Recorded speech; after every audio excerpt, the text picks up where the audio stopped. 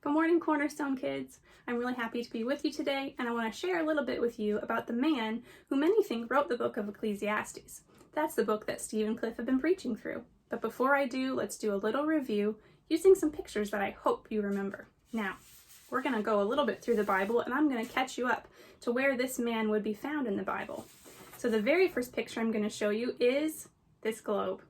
I hope that you all remember that this should remind you that God created the world good, and he created man and woman as well, but they rebelled and fell into sin, and they needed a rescuer, and God promised that he would send them one.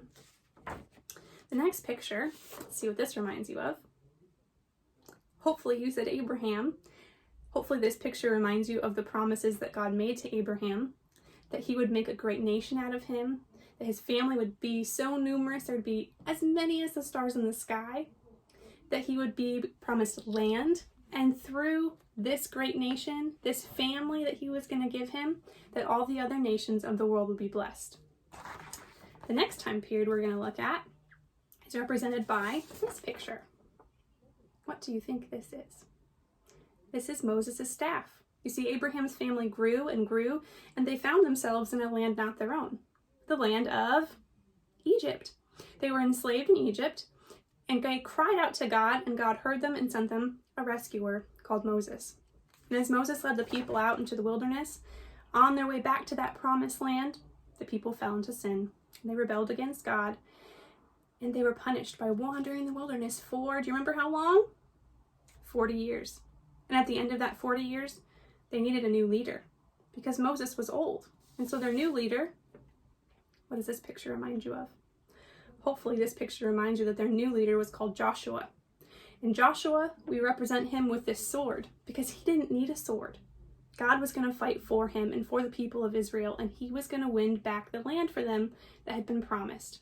That God was for his people, and he would always fight for them. So as we look at the next time period, we find that the Israelites are now back in the promised land.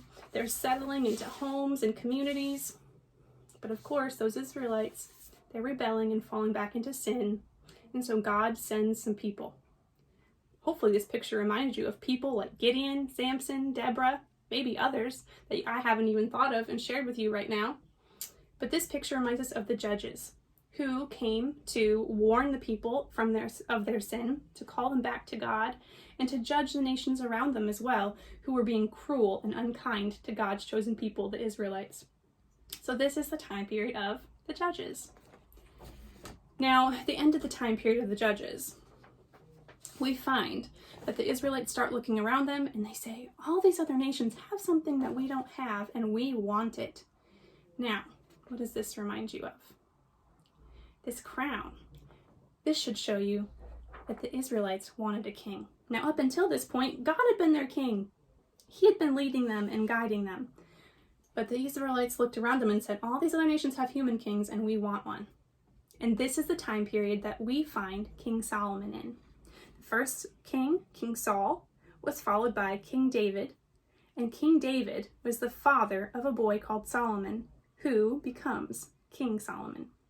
Now, King Solomon was a young man when he became king. And remember, Abraham's family was great. The nation that King Solomon was going to lead was supposed to be a great nation.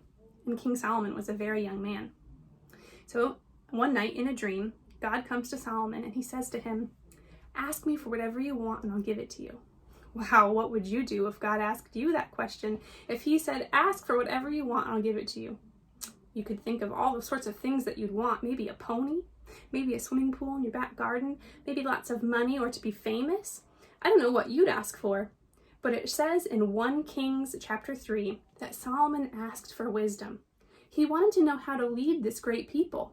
He wanted to know the difference between good and evil, and he wanted to know how to be a good leader. Because he asked for that, he asked for wisdom from God and help from God to be a good king. God blessed him not only with wisdom, but with riches as well. You see, God gave wisdom to Solomon, so much so that Solomon was the wisest king in the whole world. And he gave him so many riches that he was the richest king in the whole world.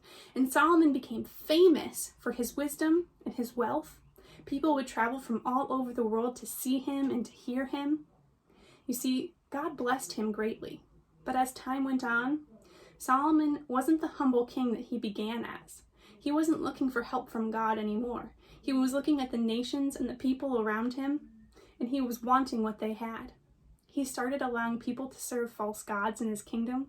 He himself may have served false gods. He started to make people slave labor for him, to build him towns and cities and buildings. He started out as a really good king, but he didn't end that way. Now Solomon, he wasn't perfect, and he wasn't a perfect king. But the story of Solomon reminds us of a couple of things. It reminds us that God keeps his promises. Because remember, he promised that Abraham would, through his family, all the nations of the earth would be blessed. Now, that's kind of a hard thing to do, except for the fact that we have another picture. We have this picture that says, he's coming, he's coming. Remember, there's a rescuer that's promised.